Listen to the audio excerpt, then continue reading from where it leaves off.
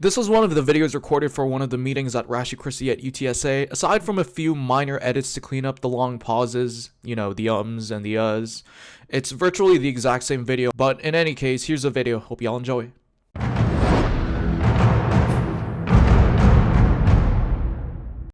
I just realized I was muted for that whole introduction. Oh, rip. I was like, what's happening? Okay. Am I introduced then? Yeah, you're introduced. Okay. Let me I'm trying to figure out how to share my screen on this. I forgot how to do this on Teams. It's next to the leave button. Okay, so just don't just don't press the leave button then. Yeah. All right. Am I sharing? I don't see anything.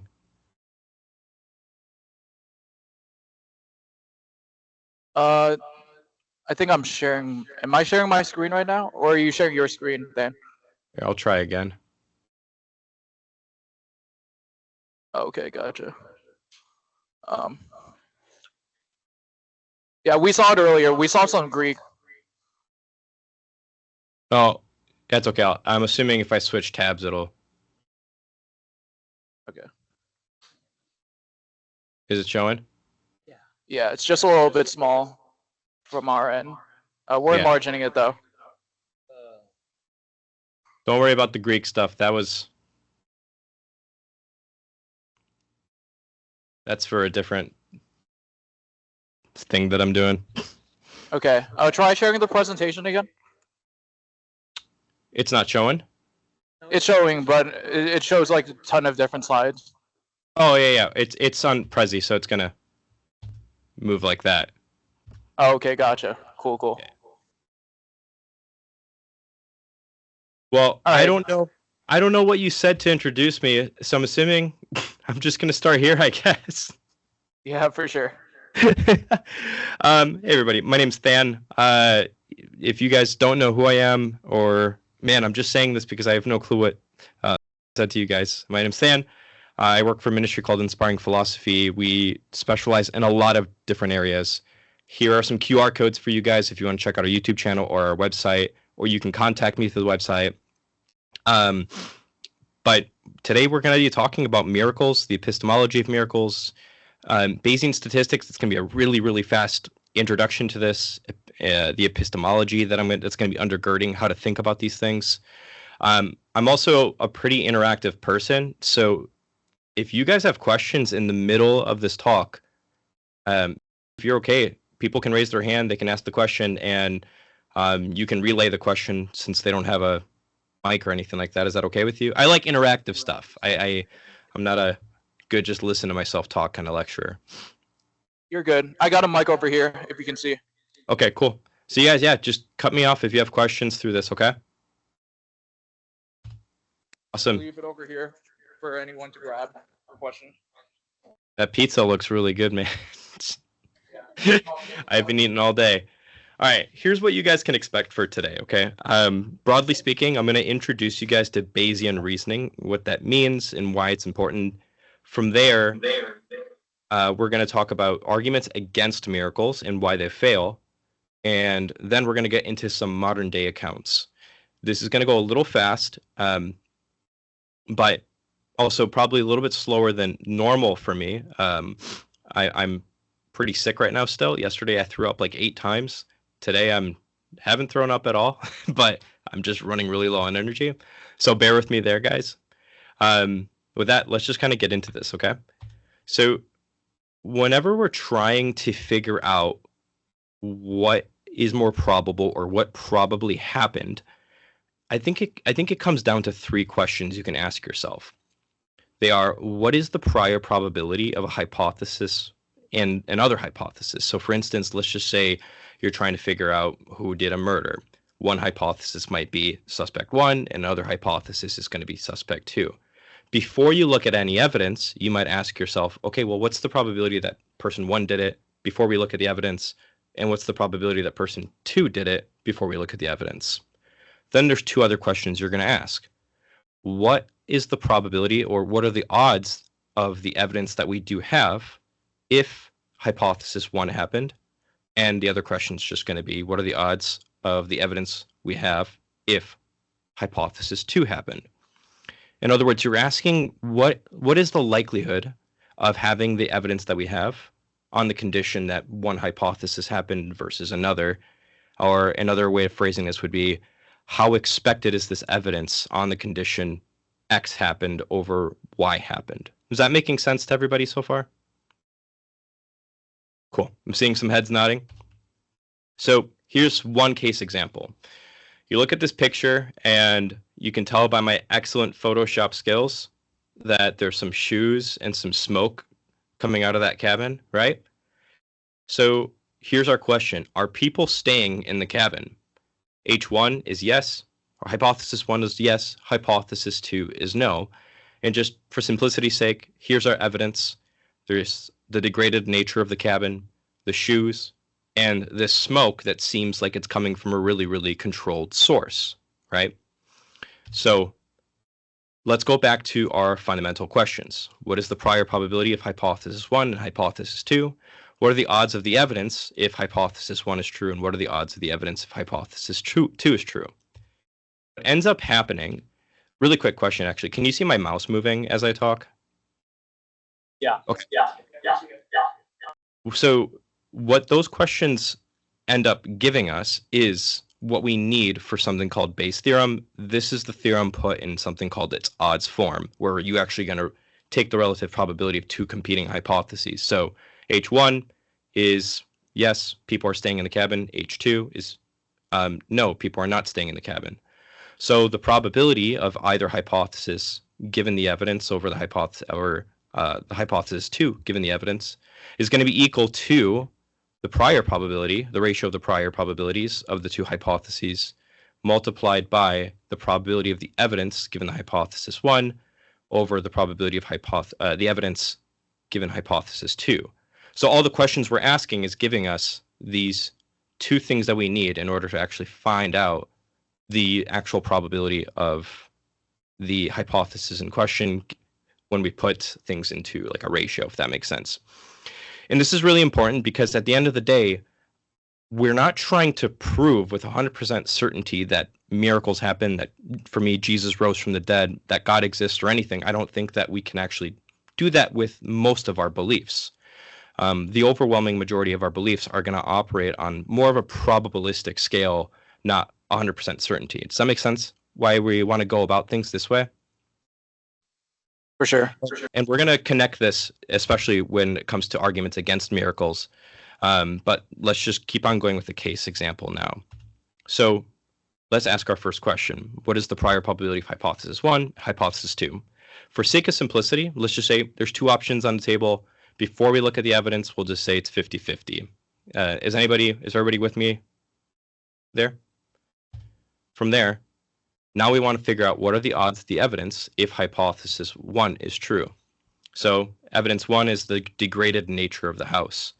Well, hypothesis 1 being that people are staying in the cabin, the probability that you'd see a really, really degraded house, given the fact that people are staying in that house, seems really, really low. As far as I know, people don't like to stay in degraded places like this. As far as evidence 2 goes, which is the shoes, it seems like there's a very high probability that there would be shoes at a cabin that people are staying, since people wear shoes. And then 3, the smoke that's really controlled. Well, the probability that there would be a controlled source of smoke coming from this cabin if people were staying there seems also to be really, really high. Likewise, we're going to do the same thing with hypothesis 2, that there are not people staying in the cabin. So the degraded nature, given hypothesis 2 that people are not staying there, that seems really high. People don't stay at degraded cabins. Shoes being there, it seems like it could be average. There could be shoes left at an abandoned place, so we're going to say average probability. Smoke being there seems really, really low, specifically just because it's controlled, right? If this was like a wildfire, then that would change the way we assess this, but because it looks like it's a campfire or chimney smoke or something like that, that suggests that there's people there, which is incongruent with the idea that people are staying there. You guys with me so far? Awesome. Yep. So now that we have this, let's take our Bayes odds form and then just plug in these numbers as we go through this. The prior probability is 0.5 over 0.5. We multiply that We said probability of evidence 1 given hypothesis 1 is really low, so we're just going to, for sake of simplicity, put it at a 0.01. And the evidence of hypothesis given hypothesis 2 for E1 is really high, so we'll say 0.99. When you round out the numbers, you get this as your posterior. The cool thing about Bayes now is that this becomes the new ratio of the priors. Does that make sense, you guys?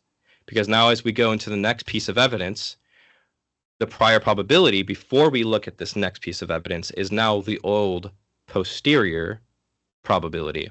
So the ratio changes, and then we move on to evidence 2.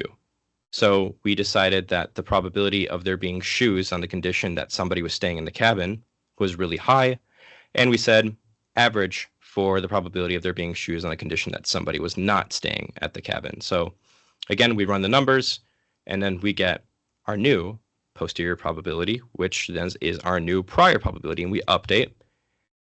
And then we just keep on going through sequentially updating our probabilities as we assess the new evidence. And you guys can do this ad infinitum. This is just the way that we actually are wired to think. This is just a mathematical expression of how things happen in our minds as we update our beliefs as we come across new evidence. Now, if this was all really, really mathy, here's the simple example. Let's just say you guys had a cookie and you went to your cookie jar to go get it because you were really excited for this cookie you were saving, right? But then you find that the cookie's gone. Now you ask the question, who took the cookie? So let's just say you have two suspects, your mom and your brother. And before you look at any evidence, you have this background knowledge that your mom is very health conscious and rarely has treats. But your brother has a sweet tooth and loves treats and has them all the time. So now the prior probability that your mom took it is going to be low, while the prior probability that your brother took it is really high. Then you go collecting evidence. So let's just say you discover that your mom was gone all day. Well, the probability that your mom is gone all day, given the fact that she took the cookie, seems to be astronomically low. And then it seems like the probability that your mom's gone all day, given the fact that your brother took the cookie, is average at worst. And so you update from there, new priors. Now you look at a new piece of data. Oh, your brother's shirt has chocolate on it. That seems to be massively confirming or expected on the condition that your brother took the cookie, not expected at all on the condition that your mom took the cookie. You update, you go on, and so forth. Does this make sense? Like, who did it then for you guys? Who thinks that it was the mom? Who thinks it was the brother? Right. So at this point, you guys might be thinking, okay, this is a bunch of math. What does this have to do with miracles? It's going to make sense once we actually cover the objections against miracles. For now, just consider this. I've given you a framework for how to think about basically anything that you want to know if it's true or not, or probably true or not.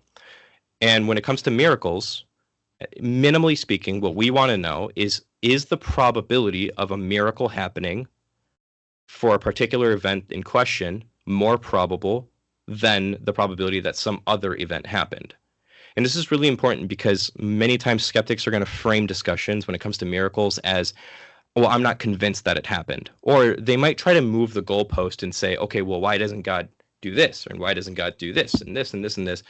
Or that's not enough evidence, or things like that. And every single time they make moves like that, they're not actually saying that there's some theory out there or some explanation out there that better explains the data than a miracle claim. All they're saying really at the end of the day is that they're not convinced.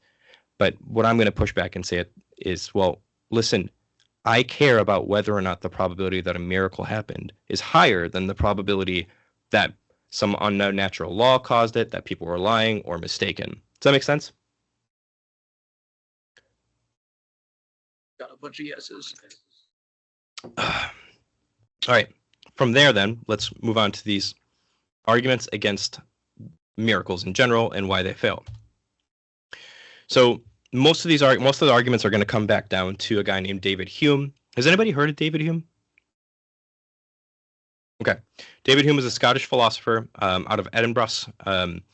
And these are like the two biggest quotes the skeptics will quote and try to salvage. He says a miracle is a violation of the laws of nature, and as a firm and unalterable experience has established these laws, the proof against the miracle from the very nature of a fact is as entire as any argument from experience can be possibly made. And another phrase you'll hear a lot is, no testimony is sufficient to establish a miracle unless the testimony be of such kind that its falsehood would be more miraculous than the fact which it endeavors to establish. I'm going to translate that to modern English translations, mine, which is, the laws of nature are evidence against miracles. The amount of times the world behaves as it normally does is much higher than the amount of times it doesn't. And then the second would be, the prior probability of a miracle is so low that no amount of testimony could ever overcome the low prior. Does that make sense, how I'm translating the Old English language here? In the second quote, there is something to be said here too, because if we go back really quickly, you'll actually see, unless the testimony be of such kind that its falsehood would be more miraculous than the fact which it endeavors to establish. If I'm going to translate that part of this quote as well, David Hume is agreeing with me at the end of the day, right? We want to believe things that are more probable than their competing theories, and that's what he's saying at the end of the day. Well, unless the testimony is strong enough to overcome the low prior, then we should prefer other alternative explanations. So the hidden assumption in this argument is that the fact that testimony is a weak form of evidence, or not evidence at all, and that our miracles have a low prior probability. Does that make sense? Oh, we got a question? Yeah, please. I think it's a bit of a straw man there, because there's this professor I really love. His name is David Sugrue, and the example that he gives when explaining Hume.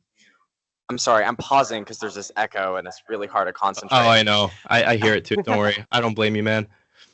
The example that he gave was if the city of London were to levitate 20 feet off the ground at the same time when Hume happened to be out of the country, and then he came back and everybody happened to say that, well, then he would judge, okay, what are the odds that every single person is lying?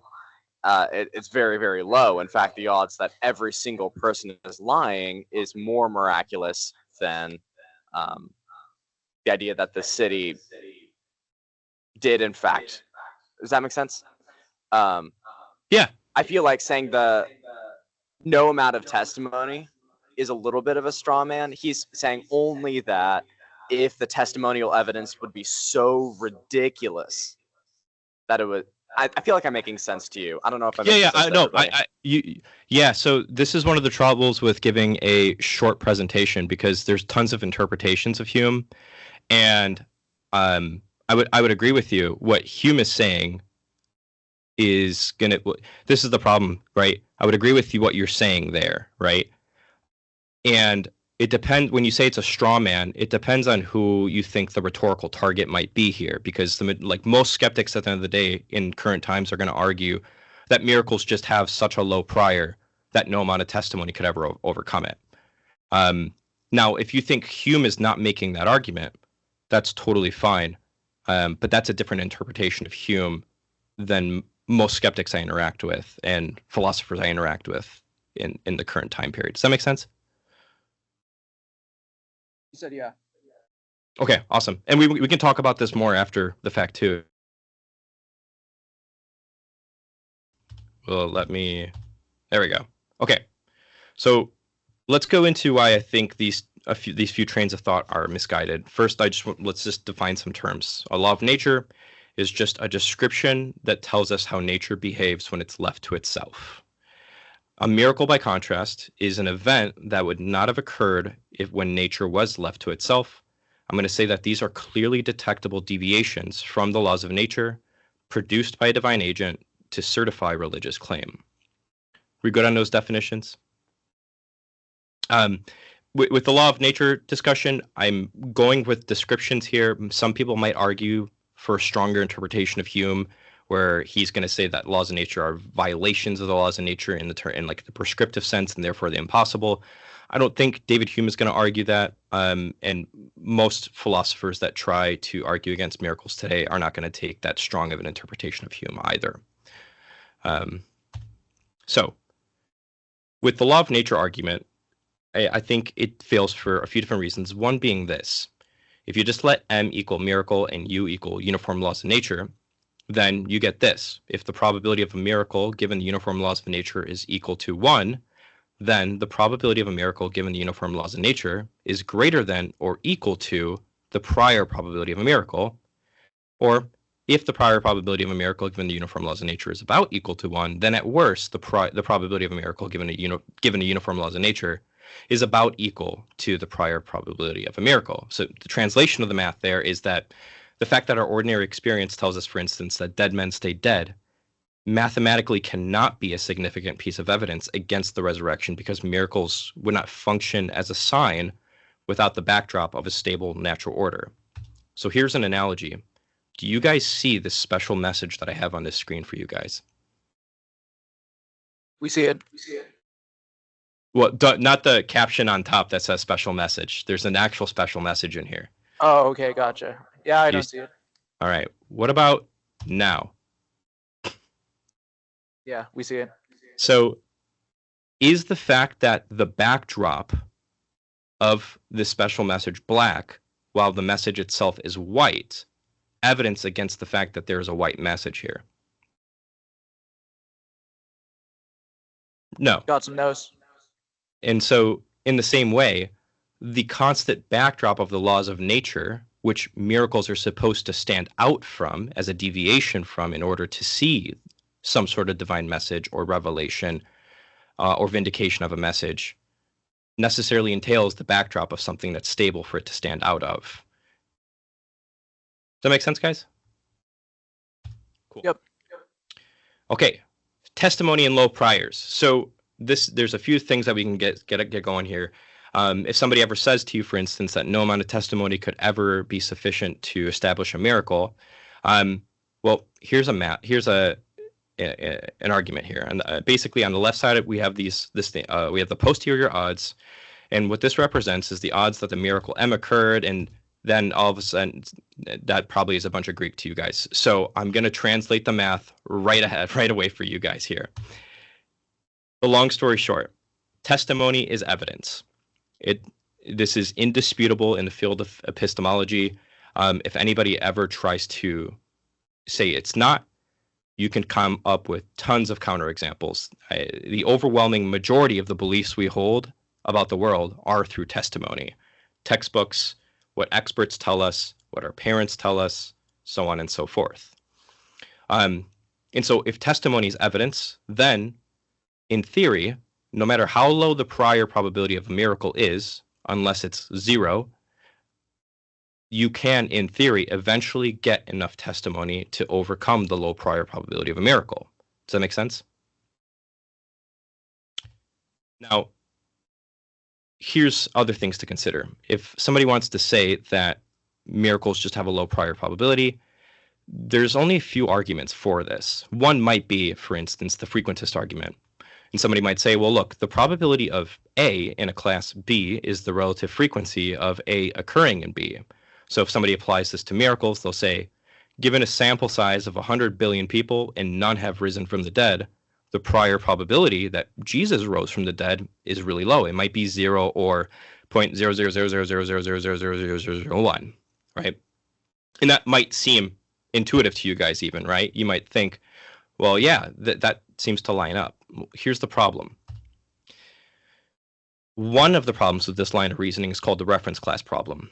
If we assign probabilities by only looking at the occurrences of any event in a specific reference class, what happens when we attempt to add more details into our reference class?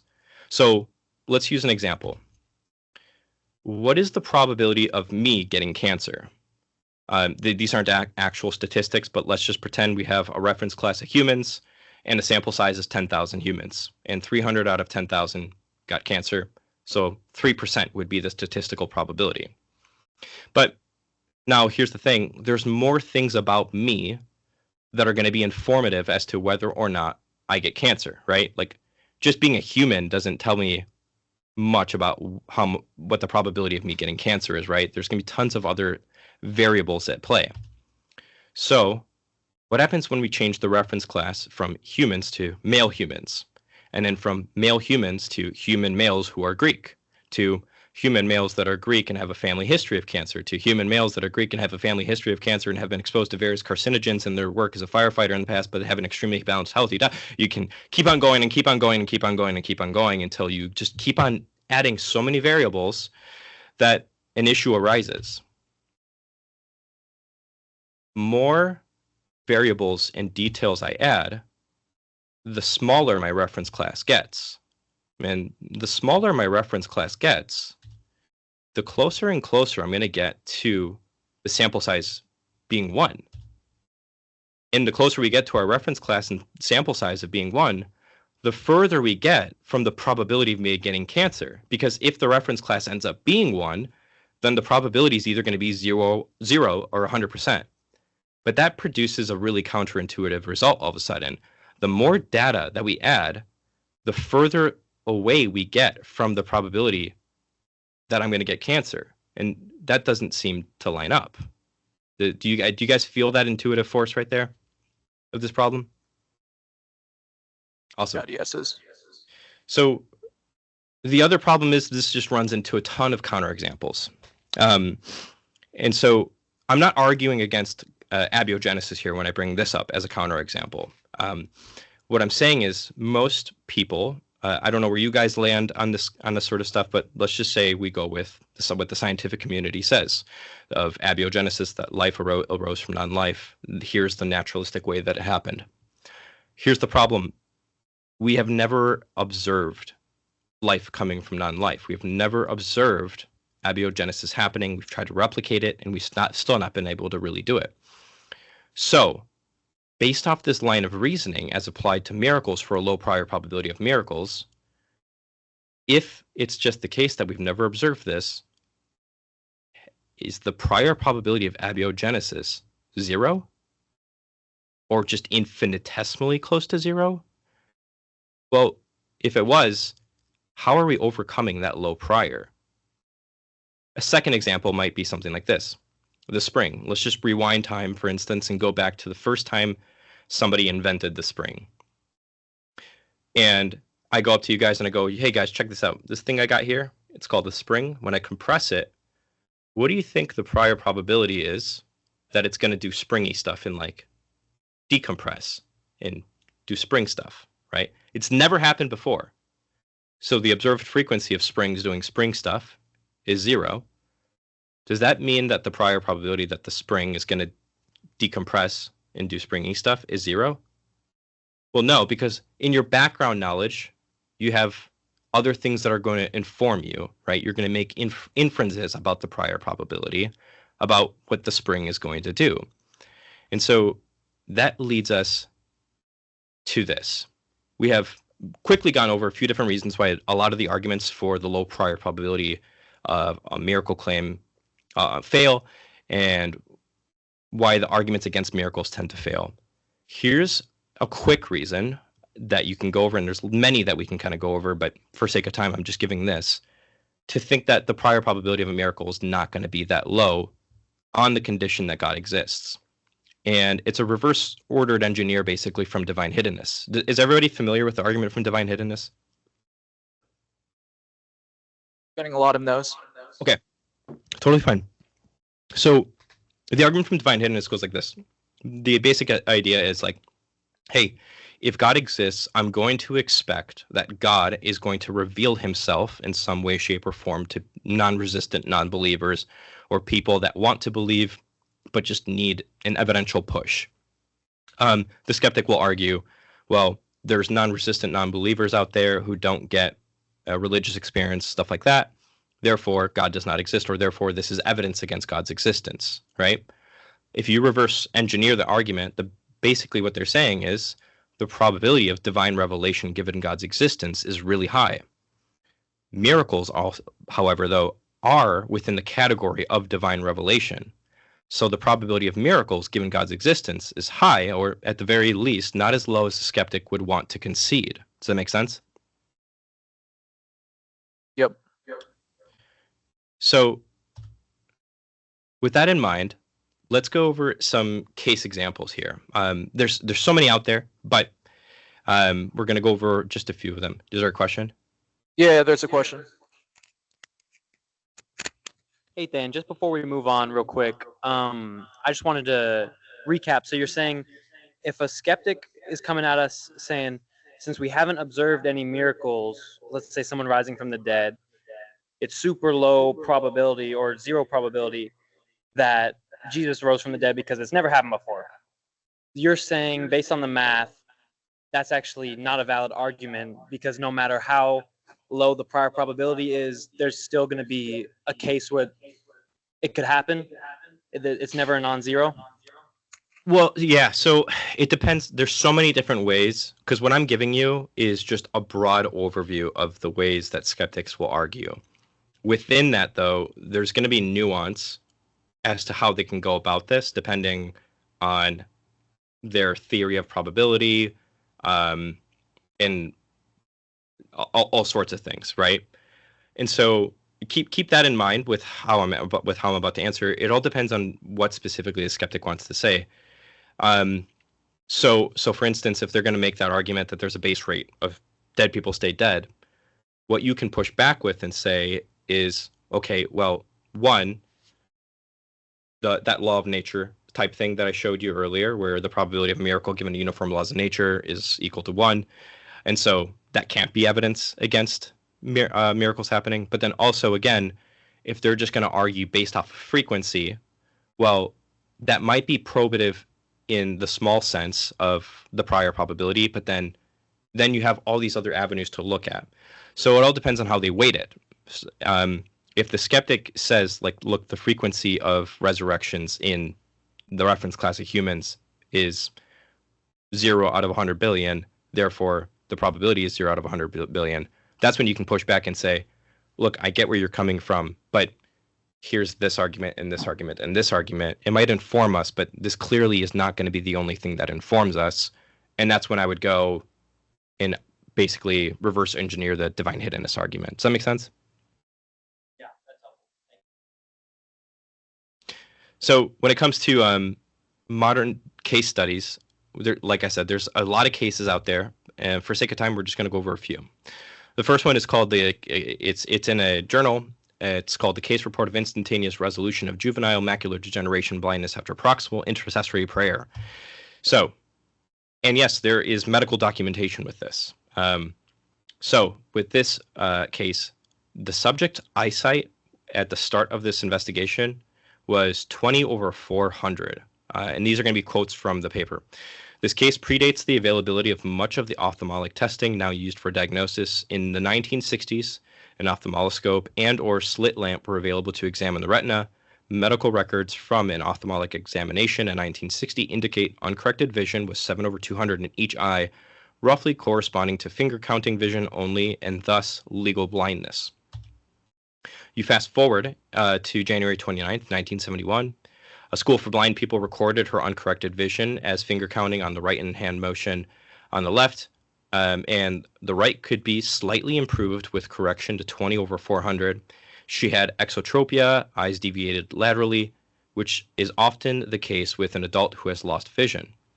She was diagnosed with macular degeneration and declared legally blind. In response, her family enrolled her into a training center for 3 months so that she could learn to use a cane for mobility and to read Braille.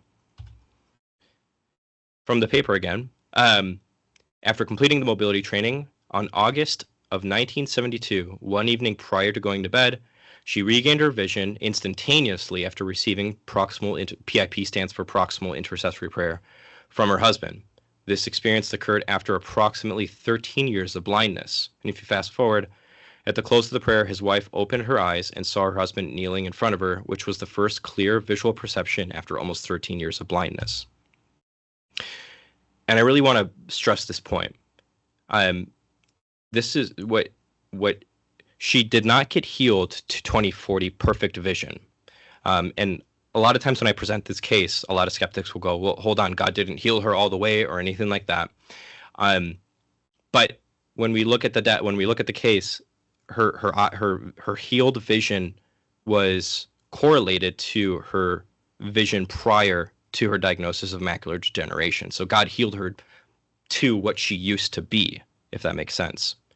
And again, skeptics are just going to push back typically here and go, well, 20/20 vision is perfect vision. Why didn't God do that?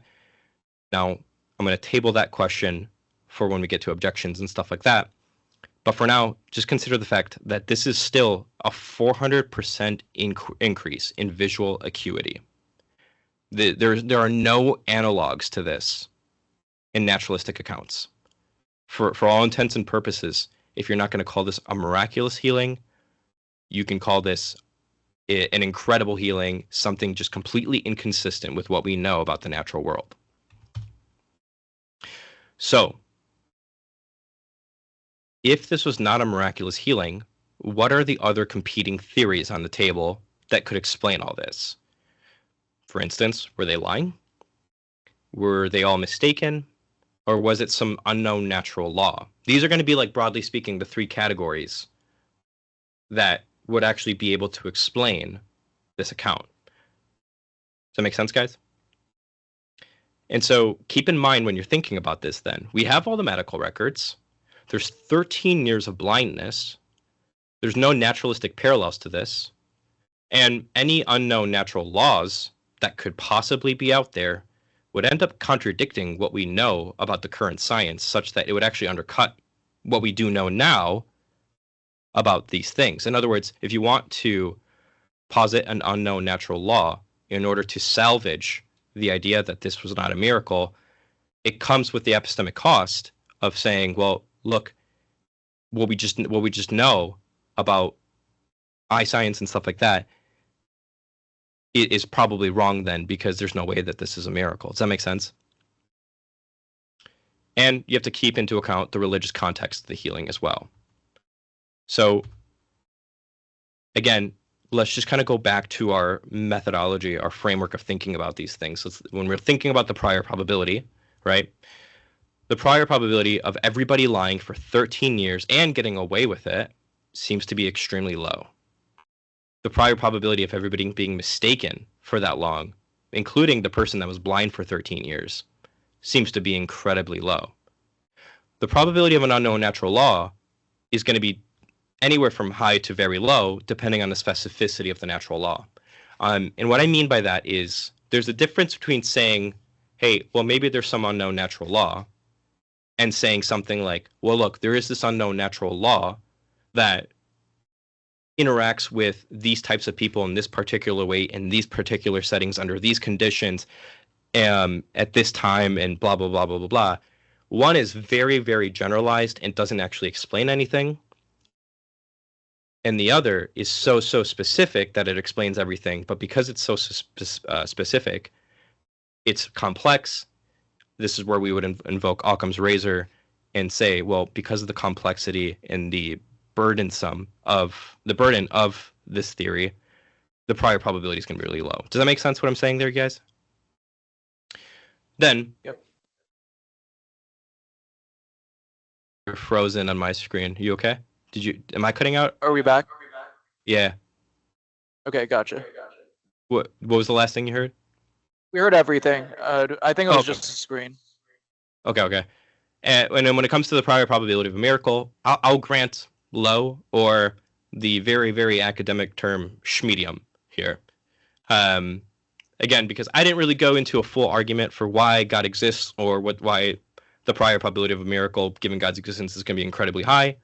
But for the very least, we're going to say it's not as low as the skeptic wants to admit, per the beginning of our talk. And we have at least decent reasons for thinking that it's not going to be incredibly low, given God's existence. And so we'll say low to schmedium. As far as the evidence goes, what is the probability of all of this evidence that we have, given the hypothesis that they're lying? Again, it seems very low. What is the probability of all of this evidence, given the hypothesis that they're all mistaken? Again, it seems very low. And the probability of the evidence given some unknown natural law, again, it's going to depend on the specificity of the unknown natural law. If it's really generalized, well, then the probability of the evidence given this really generalized unknown natural law is going to be really low. If it's highly specific, it's going to be really high at the cost of the low prior probability on the other end, right? And so what's the probability of all of this evidence on the condition a miracle actually occurred? That seems to be incredibly high, right? And so you run through and you think about these things, and it seems like the probability that a miracle actually occurred, given the evidence, is higher than any of the other competing theories. And again, to stress this, I'm not saying proof that there's a miracle, 100% certainty that God exists and God did this. I'm making a much more modest claim. The probability that a miracle occurred in this setting is higher than the probability of any of the other competing theories. Any questions on this case, guys?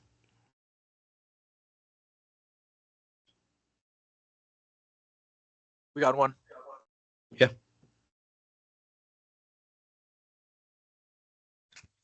Okay, so I'm just trying to put everything into perspective here.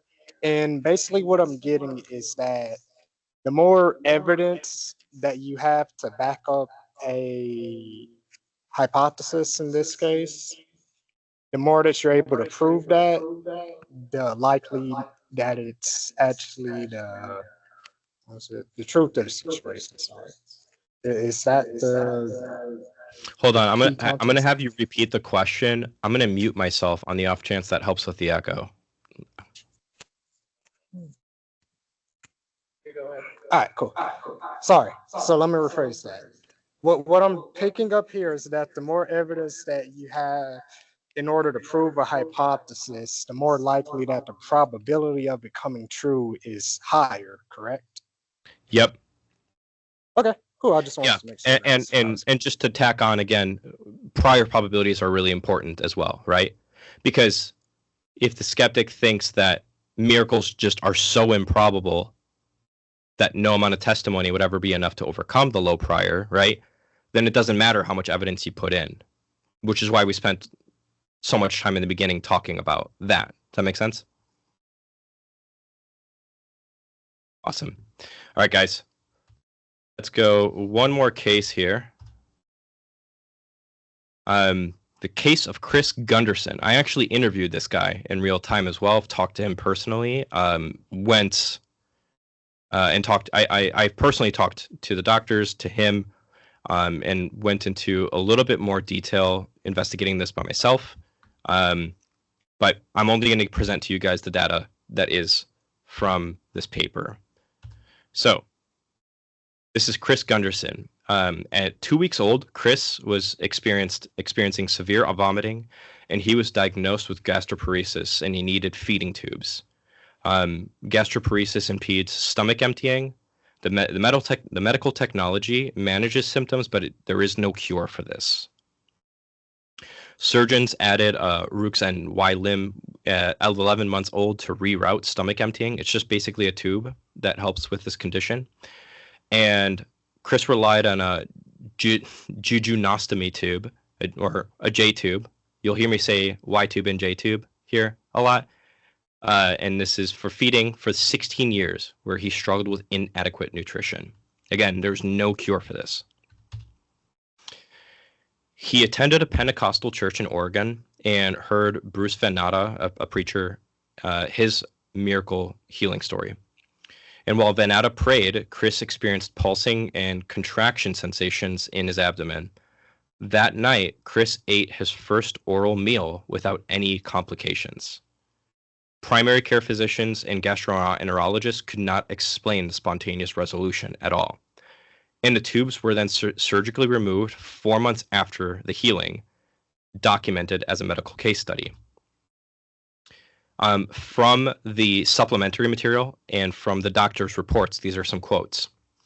"It is difficult to explain his years of intolerance to oral feedings after his fondoplication, but this has apparently resolved. I recommended leaving the gastronomy and jujunostomy devices for 3 months after the last time he used them. To be sure that this is an unneeded, I recommended an appointment that this is unneeded," meaning the reason why that they removed this 3-4 months after the healing happened is the doctor wanted to make sure that this would actually like stay like this. Because what you don't want to happen is, well, hey doc, I got healed. Let's just take these out. Next thing you know, he goes in remission and he needs to get them surgically placed in again, right? So the doctor waited to confirm that this is actually a healing or spontaneous resolution, right? To use non-question begging terms. Then he says, I recommended an appointment to discuss discontinuing his tubes. His mother reports that he was prayed over in November and then began eating. He first started eating on November 6th, 2011, and he tolerated food. By December 3rd, he was completely off the J-tube feedings and eating normally. He does not require gastric decompression. This is a doctor's report from the 15th and 19th of 2011. In 2012, Chris is now a 16-year-old male who since birth required J-tube feeds and G-tube feeds, G-tube decompression for diagnosis of chronic pseudo-obstruction syndrome. Since birth, he has had multiple operations and a subsequent J-tube placement. He has been essentially dependent on tube feeds until December of 2011, when he suddenly was able to tolerate PO feeds and not needing his G-tube. He presents at this time for potential considerations of removal of his tubes. His J-tube and G-tube were in place. He removed them here in the clinic without difficulty. So again, let's ask the questions here. There is no cure for this. For all intents and purposes, there is actually a sudden regrowth of some of the stomach biology, we'll just say, right? Anatomy for this. So were the doctors, Chris, his parents, everybody lying? Was Chris lying from the moment he was 2 years old? Well, probably not. Were they all mistaken? Again, the type of medical condition here seems to strongly disconfirm that. Was it some no natural law? Let's think about it. But for now, let's keep this in mind. This is 16 years. This isn't an issue you can fake. To say that somebody was lying about this or mistaken about this for so long seems outlandish. And so, again, think about this in terms of the prior probabilities and in the probability of this evidence given the different competing theories. At the end of the day, it seems like, to me, at the very least, I'll let you guys be the judge, that the probability of this evidence is going to be extremely low on any naturalistic account. And it's going to be very, very high on the condition that he was healed miraculously by God. Any questions on this case, guys? We got one. Yeah, of course. It looks like you had two.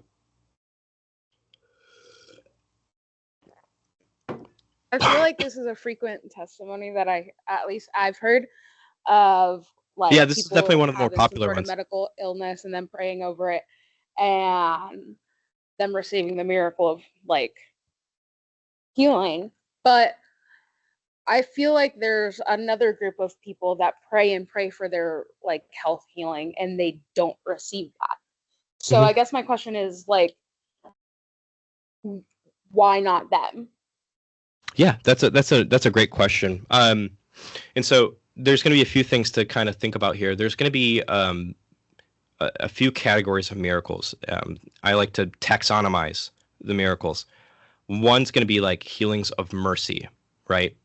And another's going to be healings or miracles of vindication, and so on and so forth. And so we have to kind of keep that taxonomy, I think, in place first. The question you're asking, though, I think is more related to the problem of evil rather than the problem of figuring out which miracle, like if a miracle is likely to have happened given the evidence. Does that make sense? I know you walked away, but just not okay. So I love the question because skeptics will ask this all the time. And this is, I'll give you like a two-part answer here. The first part is going to be this, that, hey, we can talk about that, but I think this is more related to the problem of evil and suffering or divine hiddenness than it is related, at least directly, to the problem of whether or not this particular case is best explained by a miracle happening or not. Right? Does that make sense what I'm trying to say there, first of all? Awesome. The second thing is then for the problem of evil. You guys didn't show up for a lecture on this, So I'll just be really quick here. And you actually knows, you know my approach to the problem of evil, right? Just not up and down. If it's yeah, okay, cool. So if you have more questions on this, I'm willing to bet that you can elaborate more. But here's the long story short. I distinguish between something called the defeat condition and the necessity condition. The basic idea is that the things that are permitted or within the boundary conditions of what you would expect to see given God's existence are going to be the types of things that you see or types of suffering that don't make it impossible for any particular agent to have a life that they consider on the whole, and that when I say on the whole, I mean in this life or the afterlife, a life on the whole worth living. And so at the very least, what that ends up doing is it screens off any probabilistic disconfirmation on the hypothesis of God's existence. From there, we can go into something called the theodicy and actually explain why we see some of this data and make it expected. But for sake of time, I'm going to table that for now unless we end up having more time later. Again, can be a really good help here as well, because I think he understands my framework, and you probably have your own framework for theodicy as well. So, is that good for now? I just nod your head up and down if you're cool. Awesome. Thank you. I got one. Can you hear me? Yes, sir. So faith healings are pretty common, not just in Christianity, but really all over the world. And Buddhist practices are very common for faith healing. So I'm going to accept, for argument's sake, that faith healing in this case happened. Wonderful, amazing. How do we explain Buddhist ones? Are those not valid? Do they have a different kind of reasoning? Because if this reasoning justifies Christian ones, I mean, I could just turn that around and say that Buddhism is true. Yeah. So that's one of the anticipated pushbacks to this type of argument. And to date, there's two responses I'll give here. One is that Christian theology actually allows for other supernatural divine, little d divine agents. So if anybody knows anything about something called like the divine council or anything like that, there's other little g gods in the Bible, right? And the Bible talks about how there's this kind of angelic cosmic rebellion, and we are supposed to actually replace the divine council, stuff like that. So, and even Paul talks about how other people worship false gods. He calls them shadim for the Hebrew for demons, and eventually Greek, he calls them demons as well. And so that is one of the aspects of Christianity. There's explanatory flexibility. However, the next point is this. My challenge is this: find me Buddhist healings, any other miracles from other religious traditions that actually do have the evidential force that Christian miracles do have. To date, I've not found any, and I've searched far and wide, and I've not had any skeptics give me any counterexamples. And so there's a few issues here. One being that this objection, if somebody is a skeptic or an atheist or whatever, if they push back on give this objection, it's really trying to give a counterexample to somebody's own epistemology, but then they still have to match the evidential force that somebody's built for Christian miracles in the first place. And if I grant that there's miracles in another religious tradition, Christianity has the explanatory flexibility to account for it. And atheism is no for the better at that point. Does that make sense? Any questions on that pushback? I have one quick. Do we have time for one more question? Yeah, I got about another 5-10 minutes, depending on how things go.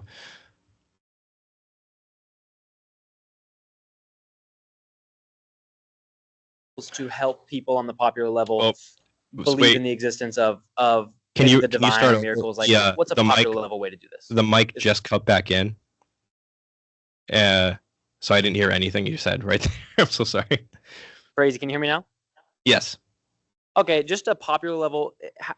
We're mainly ministering to students and friends and family. What's a popular level way to use this argument with maybe someone who doesn't have the time to understand all the probabilities and stuff like this? Is there like a popular level application to this argument? Yes, I love that question. Here's the really, really simple way of putting it, right? And there's so many different ways you can kind of form this, but let's just put it this way, right? Imagine I'm talking to a friend of mine that's a skeptic, and I want to just give an argument for miracles, right? Rather than starting with all this mathy stuff, right? I might just kind of lay out the case, assuming that stuff in the background, right? And instead, what I'll do is do something like this, like, hey, look, you say miracles don't happen. Here's this case example. Lay out the case, and then you go, okay. From there, let me just give you a disclaimer, Mr. My skeptic friend. I'm not arguing that this is proof, 100% certainty of the miracle. I think it is possible to try to explain this in naturalistic ways, but I also don't think that possibility equals probability. And so I think that if God exists, we have really, really good reasons for thinking that miracles are at least possible, if not somewhat expected. And that if God exists and healed somebody like this, the evidence is way more expected. If that's true, and very, very, very surprising on any other competing theory. And then you might try to offer him and be like, look, so if you want to say the miracle didn't happen, well, you're going to at least have to like put something on the table to tell me that something else is more likely happened other than a miracle, and then push back and forth on the different pieces of evidence. Doesn't make, like, that's going to be the long story short version of it. Those things are much better done role played, I think, in my opinion, too, because the best way to like really get good at popularizing these things is through role play. Is that helpful for now, or do you want me to elaborate anywhere? Yeah, he said that was good. Awesome. Well, there we go. That was the end of the presentation too. I was expecting to have some more questions for you guys too. Open dialogue kind of a thing. I really appreciate you guys' time. But yeah, it seriously, open mic, open door. If you guys have pushback, questions, anything, let me know.